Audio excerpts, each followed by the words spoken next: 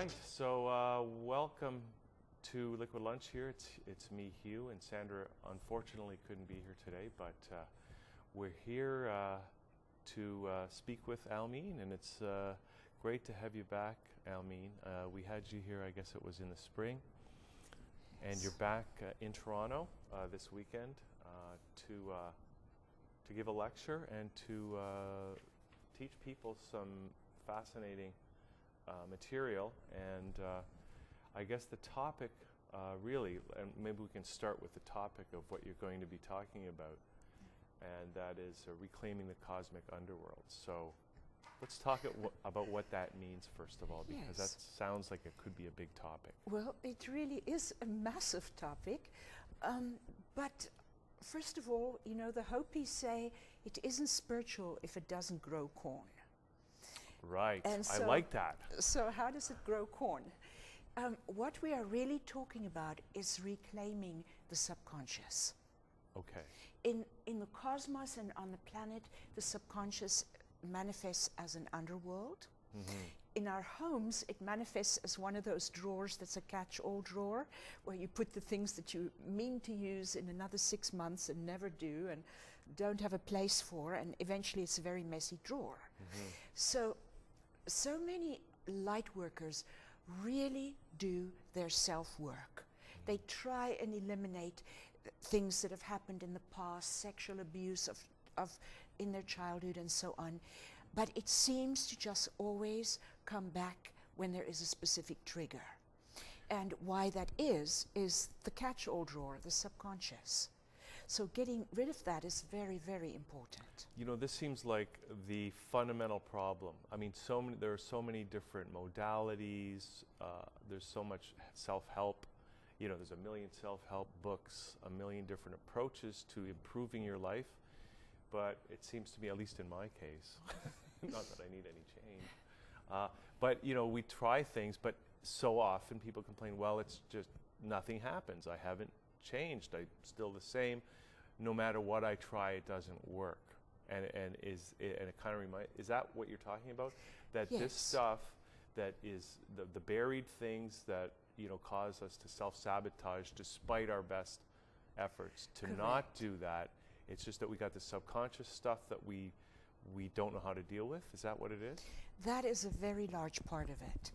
Also, getting rid of something that you feel is a method of suppressing it. Mm-hmm. It's got to go somewhere. Mm-hmm. It needs to be altered through perception and various other methods.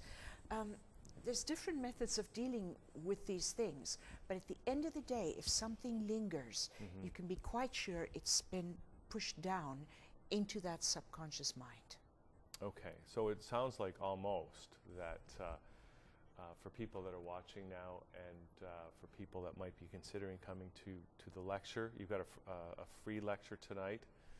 Although there's a $20 recommended donation, which is totally understandable. But the retreat that's happening this weekend as well, for people maybe that have tried a lot of different things, but they're still not happy with the way their life is working, that maybe this would be an excellent thing to do to help them deal with those underlying issues that they're just not getting to. It certainly would. And actually, our retreats involve multiple things. Mm-hmm. They're also, I'm going to actually ask the facilitators, and I haven't discussed this with them yet, but we have recently discovered the alchemical oils that are prepared in a very, very special way, which is an ancient way that has been handed down. Mm-hmm. The fragrance alchemy can be used on meridian points, mm-hmm. for the 12 main meridians. And I was actually going to ask them if they could do it on the people in the class as well. The other thing that people get when they come to our retreats is they really get their money back in the form of that they get Belvaspata initiations. Mm-hmm. Oftentimes, I don't know if it's being presented because this is a weekend one versus a week-long one, which we usually have in Toronto, but they get the initiation to become a Belvaspata practitioner. Mm-hmm. And it involves preparation and so on as well. So, but in the Belvas-Patel modalities, there is a specific modality for the trauma of this life. There is another specific part of the modality that you can do on yourself and on others that is for former lives. And then there is one that goes even deeper, because the cosmos itself goes through life and death cycles. And when we do past life work, it's only during this specific cycle, and it's currently in a life cycle. The whole cosmos is in a life cycle? Yes. Okay. It's in its alive state versus in its death state. So there is also actually part that is given that people use to clear memories that have come from things that occurred in the state of its death. And the equivalent in human lives would be dreaming and awakening. Like things happen in the dream state, and when you wake up, you have symbols from your dream that you work with to actually process and get the insights from what it is you need to get. But if you don't, you're getting karma two places. In your physical awake world and also in the dream world, because the dream world is the exact same place that people go when they die. That's why you can see loved ones that have passed in your dream. Wow. So there's karma accrued both places. Okay. The cosmos has a dream and an awake state as well. Boy, that opens up a lot of territory. I mean, we could probably be talking about all this stuff all day long, but let me just ask you, my first question from that is you talk about the cosmos goes through periods of aliveness and deadness, I guess we could call it. Yes. How long do these periods last? Like, for example, have we, in our lifetimes here, have we lived in both an alive cosmos state and a dead cosmos state? For sure we have. How long is very difficult to say, because the cosmos is on a different time than we are. And we can only judge it by Earth time. The cosmos has 300 days in its orbit. It has 300 positions. And the 300 days makes a cosmic year. How long it is in Earth years is, billions of years. And then it has multiple of those, and then it may transition into its death cycles. Okay.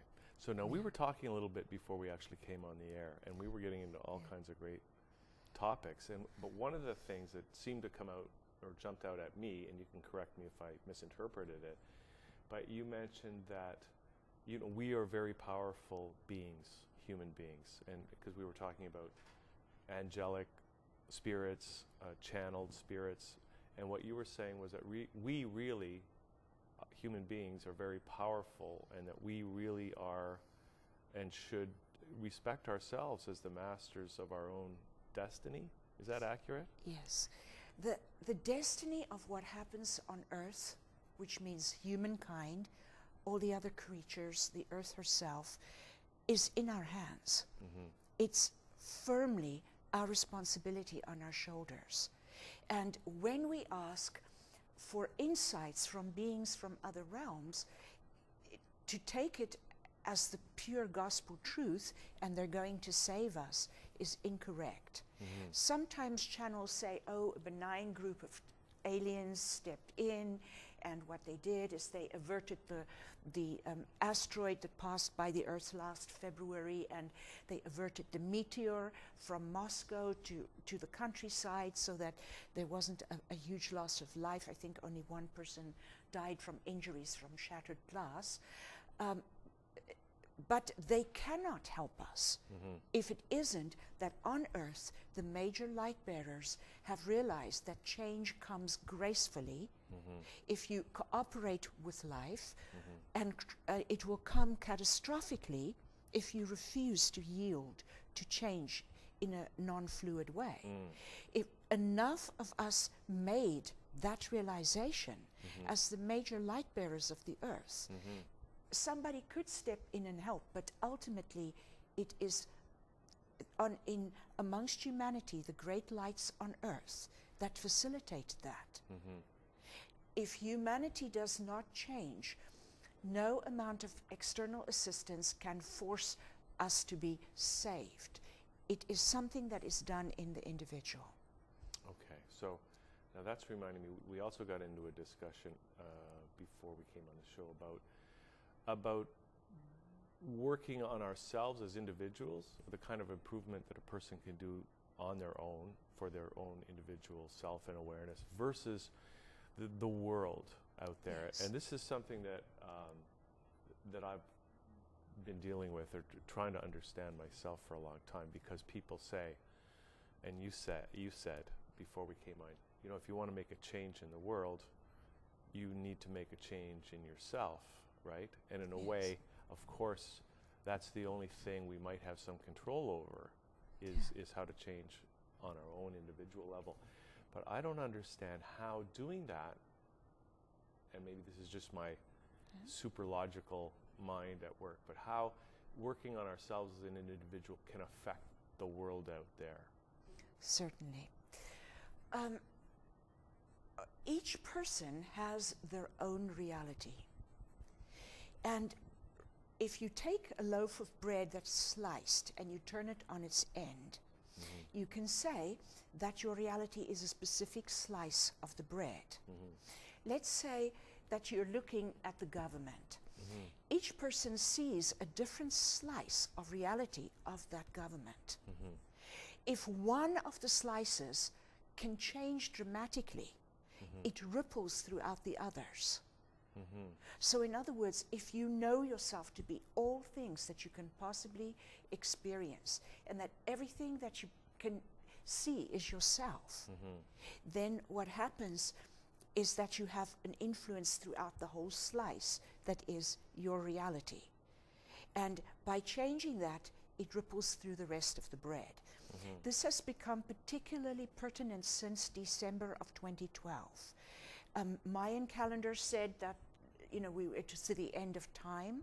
It is. It was the end of a specific way time flowed through space. Time flew in a linear manner around and around a circle, hence cyclical life cycles. It changed and it started there, and it really culminated in February of 2013. That time is now exponential time. It's not linear time. So it's a little bit like dropping a pebble into the pond, and it ripples out in rings. Somebody else drops a pebble in a pond, and your rings intercept theirs. Every act is a pebble. And if you know the influence that this goes throughout the pond that has no shores, the endlessness of life, every action becomes so imbued with power, and also affects the lives of every other cyclical, centrifugal force that goes out from each person's actions. It affects all life. The ripples from one pebble go throughout the whole pond, and other people's actions, that it will intersect it. Where it intersects it is in fact the place where formlessness comes into form, where potential becomes actualized. It creates new potential. Okay, so that reminds me of something else you mentioned before we came on, is where, and because we talk about creation, right? We talk about intention, and we're talking about, you mentioned faith, and in reference to how it affects the physical worlds, which begins with particles, you know, if we want to look at it from a quantum physics point of view. So can you talk about that a little bit? Yes, I am happy to. The quality of your slice of bread is determined by your chosen perspective. Now, does that mean our life, the quality of our life as a slice of bread in your metaphor? The slice of bread being not just your life, but your reality, everything that you can possibly experience. And perceive. Okay. Is determined by your perspective. Okay. Faith is a very specific, chosen perspective. It is a perspective that holds the larger vision And that faith, if faith is interpreted properly, because faith is not that I can exert my individual desires onto my environment, and that somehow the cosmos or the infinite is going to cooperate with my will. In other words, visualize a Cadillac and I'll get a Cadillac. Exactly. Right? There, you got it. Yes. So that's not really what faith means. Faith means the trust in the benevolence of life. Yeah. That the all innocence is present in every experience. And so it is when you look from the large perspective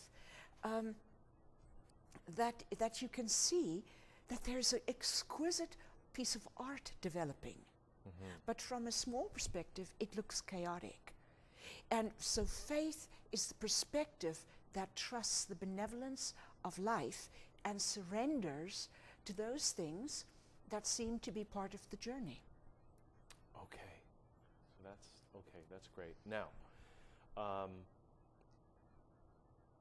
sometimes I'm amazed that here we are in the year 2013 and we're still here, right? We're still here despite having the atomic bomb hanging over our heads since 1945, the whole planet.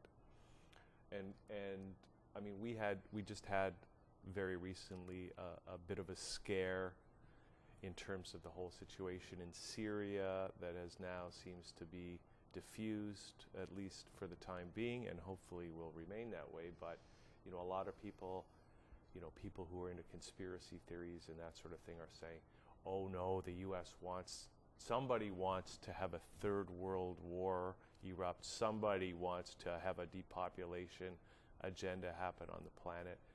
And I wonder if you can just comment on that, and I mean, not whether or not that's going to happen, but is it about our approach to these issues, or what? I'm not even sure what I'm asking here, but it's a big question. Well, the big question is usually when a crisis arises, and this can be termed a crisis. So a crisis arises when it's time to go from one level of expression to the next. View it as a dance. If you've held a specific movement in the dance too long, it is time for another movement. Yeah.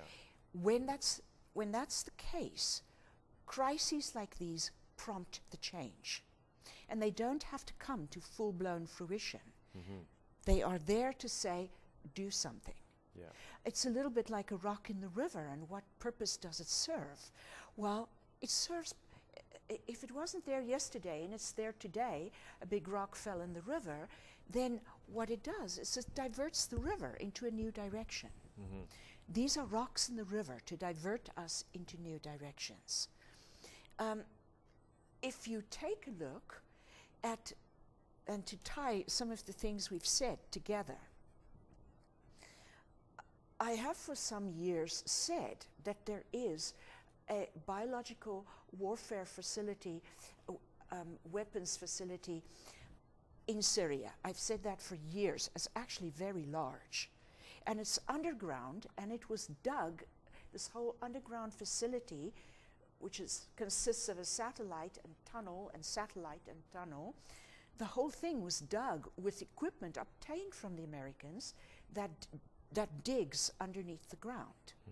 So they have an underground facility with chemical warfare in. And it's known to most of the Arab countries and also to some Asian countries. So is that of concern? Should something be done? Will they even find it? It's deep enough that it will not be detected by satellites, which can see quite a far ways into the ground. But this one is beyond that deliberately. So they possibly may not be able to find it or see it. You know, I don't know. But really, that's not the issue. The issue is that there is a possibility that something that is toxic to higher life, which is a life of peacefulness amongst nations and health of people, that something toxic could potentially leak in. Even as an accident? Well, it can leak in unless something is done. Yeah. And I don't know that we can call it an accident, but let's just tie everything we've said together. Where's it going to come from? In us, it is time for the subconscious to be put to its true purpose. For eons in the evolution of humanity, the subconscious has been diverted from its true destiny. Mm-hmm. You see? So it is filled with things that are put in from the outside. The junk drawer. Yes, right? The junk drawer. So again, you know, we spoke about how humanity can be diverted from their destiny of taking control of their own lives by letting things from the outside seep in, some benign, some meant to delude.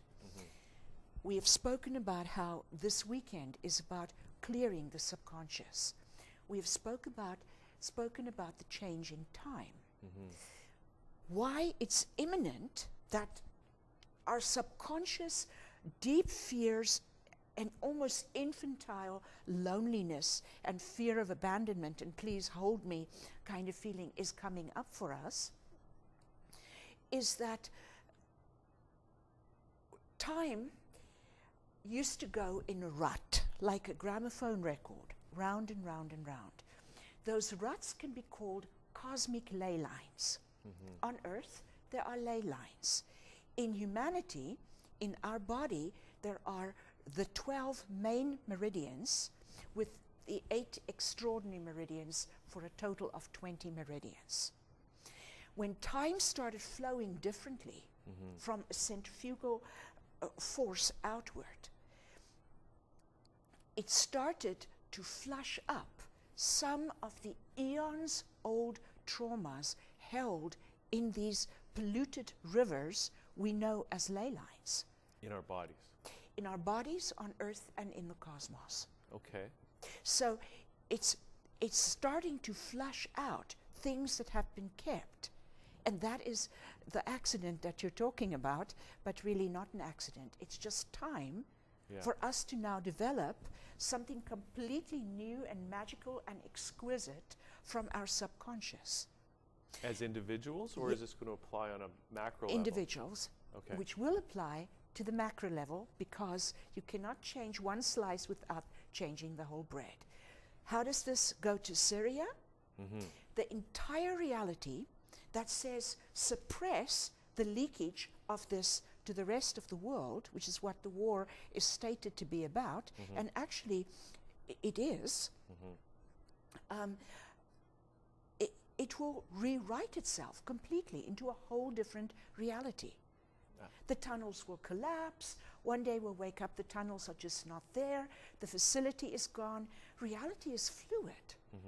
I know, because I watch my students and in my own case myself change our bodies.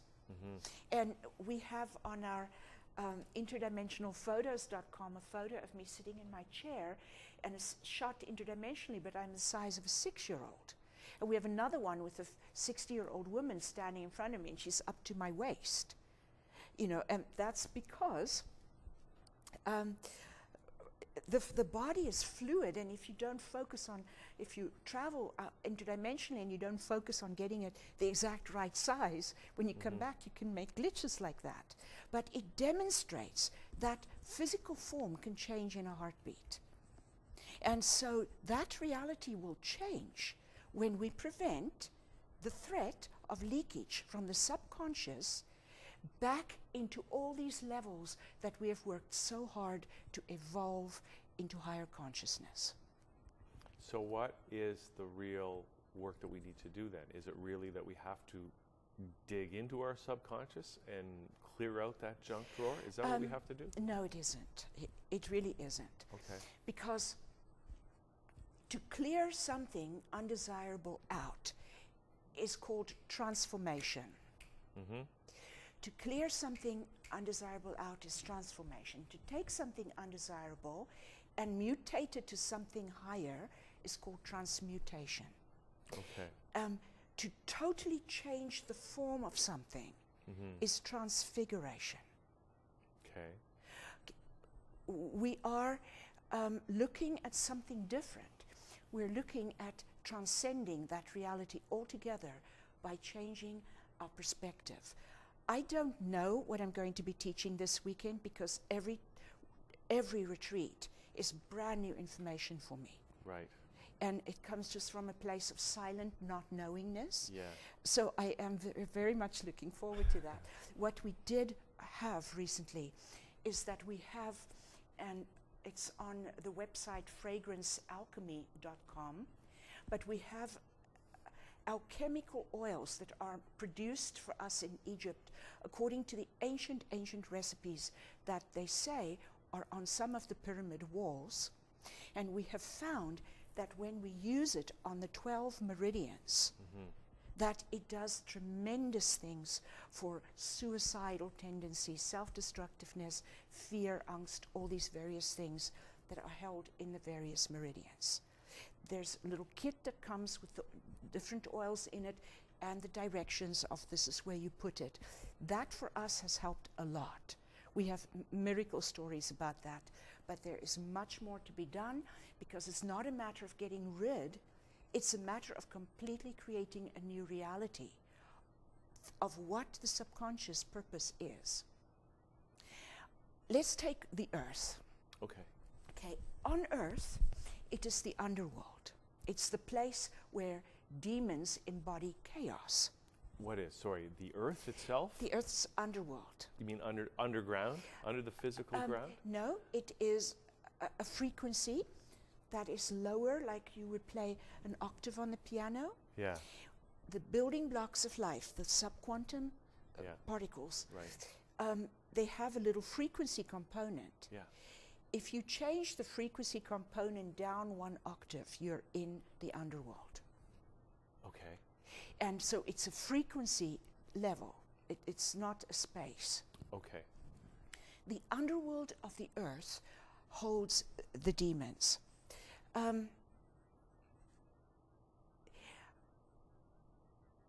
Throughout the years, I have found that on occasion, our fairies and our elves, and sometimes our angels, are captured and taken into the underworld so that their energy can be drained. And I've often wondered why it is so prevalent that it is the little fairies and the little elves. Because the underworld is really their magical world. And they think they are going home. But home has been taken over by bandits and robbers. So my point is that the underworld in some way has to be restored for the magical kingdoms as their home. Their ability to work with our plants to help regrowth of certain species that are being eliminated in the Amazon, in areas that are not eliminated and so on. All of this can be enhanced if they have their true home. They are displaced. So what do we do about that, or is it our place to do something about that? That is something that this weekend I will receive the information from. Wow. And I pass it on as rapidly as I have it, Yeah. but I don't have it yet. Well, that sounds like That's worth the what price to of do. admission right Oh. there. I hope so. Okay, so I want to ask you, just bringing it back to, and I don't know, I mean, you're talking about frequency, and I got questions about frequency, but I want to ask you about, I mean, we're talking about these end-of-the-world scenarios, and again, I'm amazed that we're still here in 2013, despite the wars and the rumors of wars, but something that's bothering me and bothering a lot of people that's happening in the world, it's another potentially apocalyptic scenario, is the Fukushima nuclear accident that is an ongoing threat, it seems to me, to life on the planet with the radiation that it continues to spew out, and the possibility of that increasing again with another accident. Can you talk about that a little bit? And is Yes. that, and how, or what we can do about that? Or I'm happy to talk about that. okay. you know, if you take a look at the oil spill, the very big one that just happened off the Florida coast, the prophecies of what it would do to the environment and to life, it was predicted that for 40 years, areas would not have any wildlife, it would be uninhabitable in certain areas, no fish. Yeah. Okay, and I remember that we called a global coming together. I have students around the world. In the Ukraine, we have offices there, and in Moscow, and you know, everywhere, all the way to Taiwan, Singapore.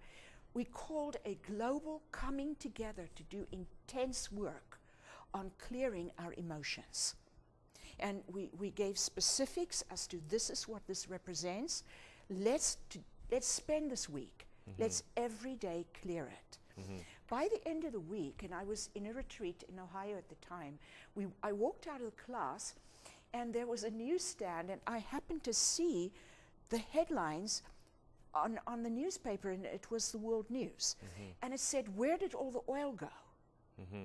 Because suddenly a bacteria appeared that digested oil. Back in 2005, I actually, I think it is written in my book, Secrets of the Hidden Realms, I wrote about a bacteria that will ingest oil being produced, and it started then to be put into our ecosystem. But it changed the reality of what was predicted. Because when that oil spill happened, which was just a year or two ago, Yes. they were it was an apocalyptic scenario. Yes, it was. And you know, Florida was going to be uninhabitable. Yes. But it seems like more or less Yes. things are back to normal. So let's look at Tsjernobyl. Okay. Nostradamus said that wormwood would pollute the waters of the earth. Tsjernobyl is the Russian word for wormwood. It has, you know, I have lots of Russian students that I see on a regular basis. It has had minor effects on their lives. Yeah. But somehow they are managing to overcome radiation. Okay. Can I just tell you my personal Please story? do, Because I told you a yes. little bit of a personal story before the show. Yes. But regarding Tsjernobyl, when Tsjernobyl happened, which was 1986, I remember it very well. It was a very disturbing event because I Yes. understand the implications. But also, don't forget, that year, in I think it was February of 1986, there was the space shuttle disaster, right? On a very, very cold February day. I remember how cold it was. But these events affected me to the point where I made a decision about my life that was a life-changing event for myself. And just the short end of the story is I moved, when those events happened and Tsjernobyl affected me profoundly, I made a decision to change my life, and I moved from my hometown to Toronto. And that opened up a whole new future for me. So I made a choice. I made a change that made my life, I had a discomfort, something that was irritating me, and through those events in the world, caused me to make a shift that lessened my internal discomfort, and so my personal being was more at ease, and it was related to what was happening in the outside world. That is the rock in the river. The rock in the river that wasn't there yesterday, and suddenly the river changes course. These are course changes only. Now, where we can go astray is if we start focusing on trying to save the world, on trying to change things outside of ourselves, when all we can experience is just ourselves.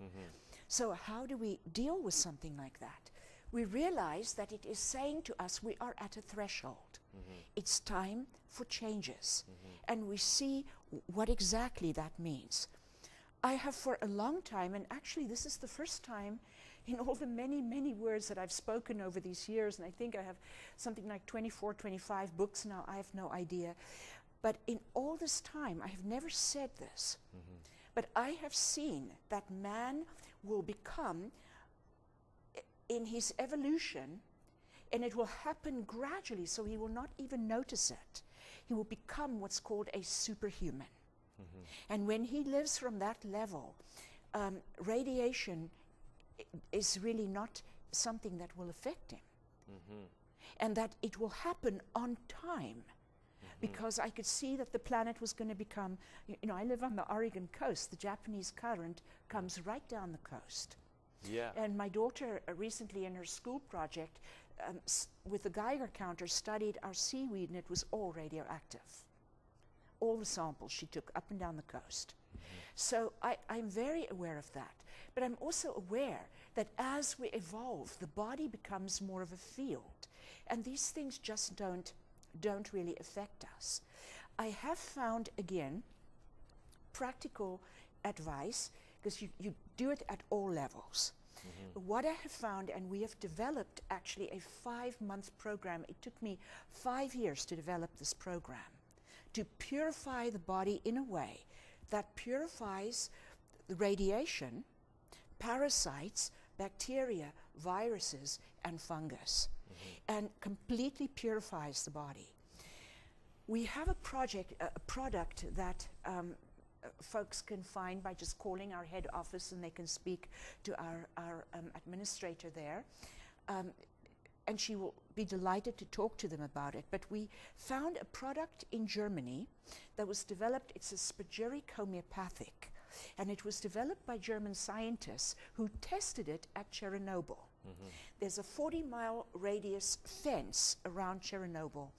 The Russian scientists went there with their Geiger counters and their radiation suits, accompanying the Germans, who used this and then went right up to Tsjernobyl and touched its walls.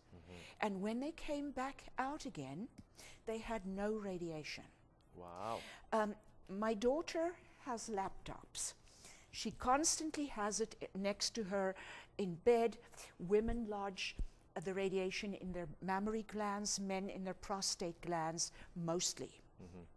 So I regularly, every few months, I just have a bottle of these spagyric homeopathic drops that I give her. She takes one bottle, and I couple it with that which moves it out of the system, which is for the lymph, also developed by them.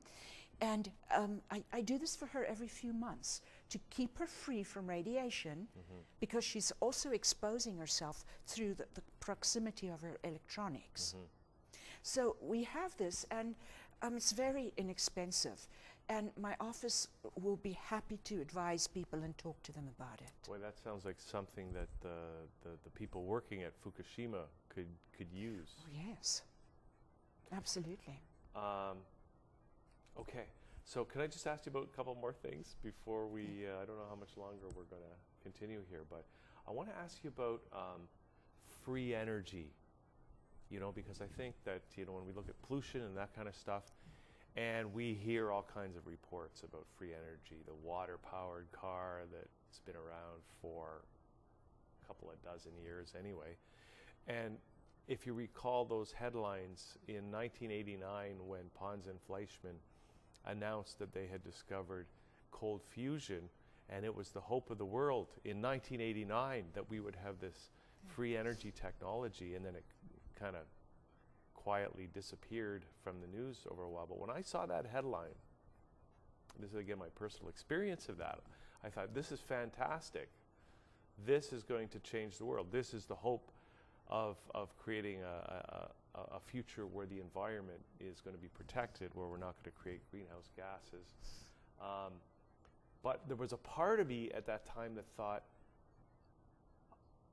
I don't think, we're not ready for this. Part of me didn't believe it. Part of me that this is too good to be true. And I'm wondering if that is maybe how I related to the cosmos at that point. Certainly. I have been aware that these devices have been in various scientists have produced them. India has most certainly produced one. In Utah, in Salt Lake City Valley there, it has also been produced. It has been produced multiple places, but has always been suppressed. Why has that been the reality?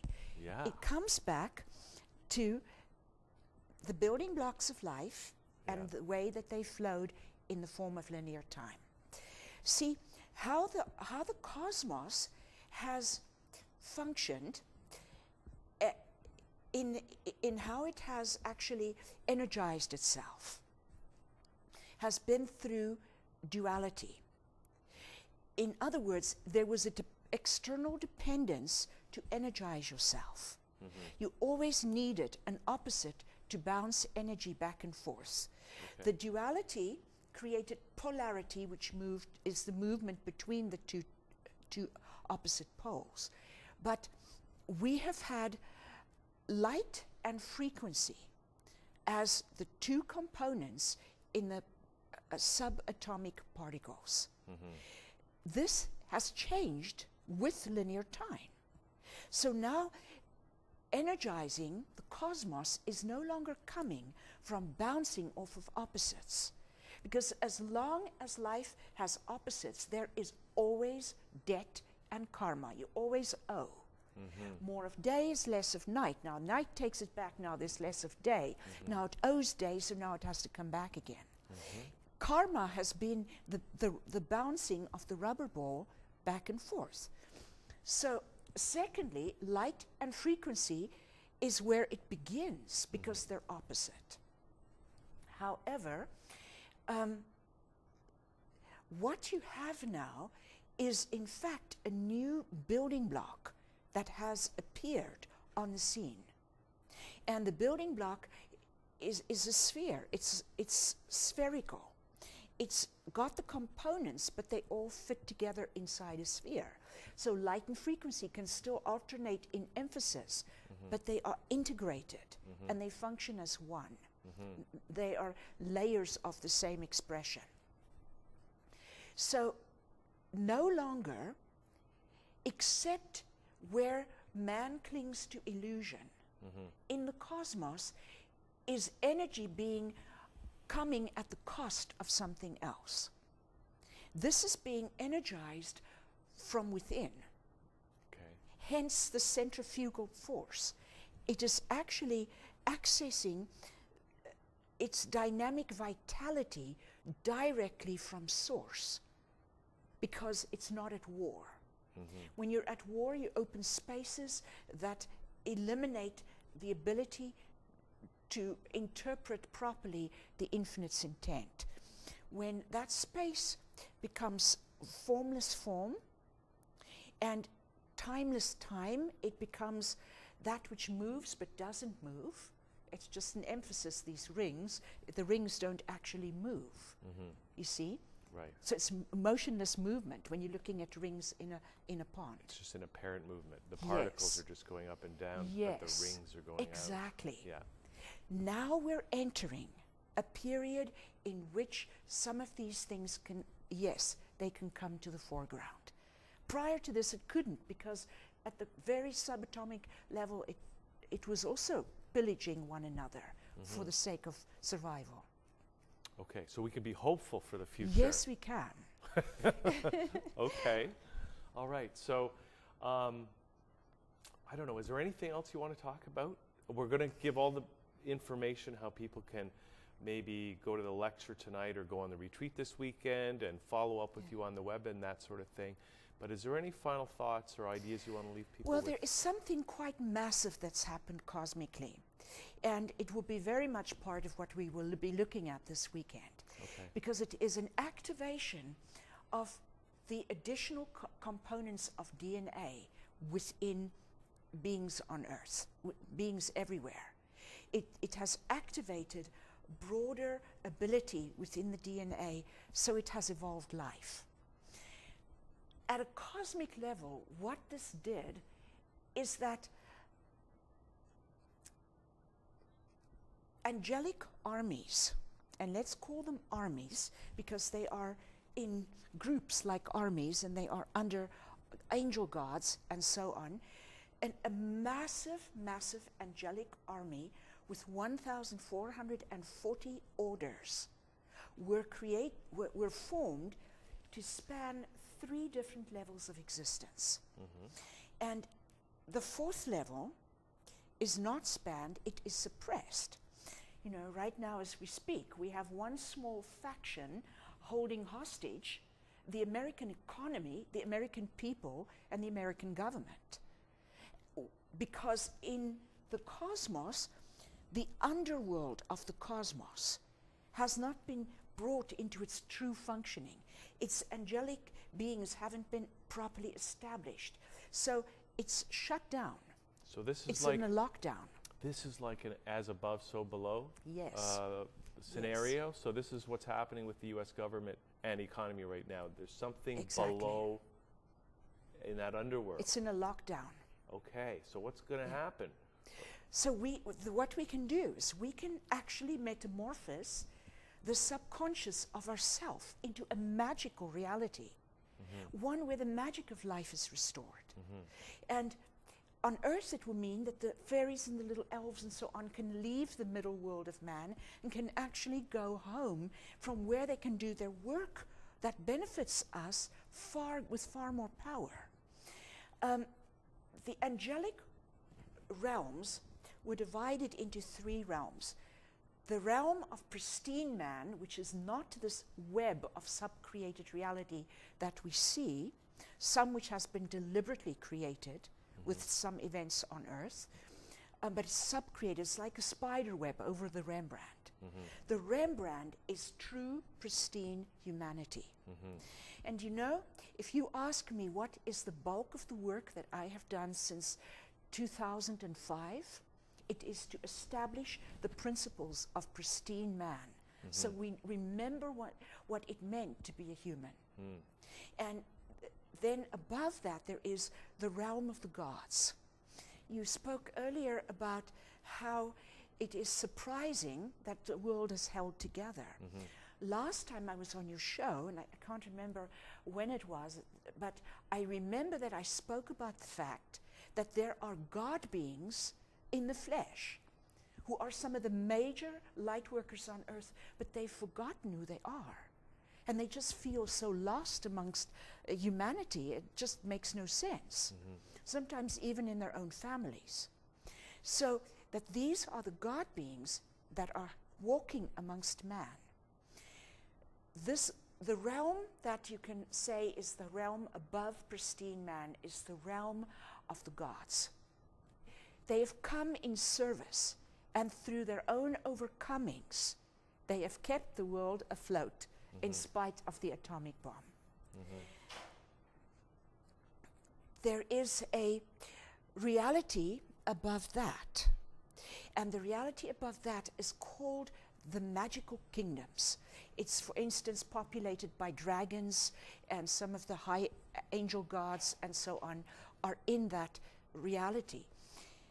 There have been angels in each of these realities. The angel gods preside over their orders. There are 1,440 orders. And when you take a look at this, the army that was formed is the cooperation between realms that could not previously communicate with one another. And there is now a total integrated function of higher life. This is going to produce more cooperation on Earth. So there is a lot of hope. Okay, so it sounds like some good times ahead. So, and for the U.S. economy and the U.S. government and you know, the U.S. Constitution and all that stuff, what can we look forward to there?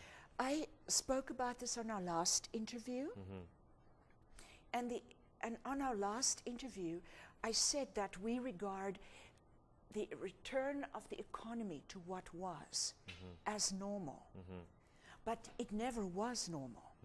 It was an economy based on debt.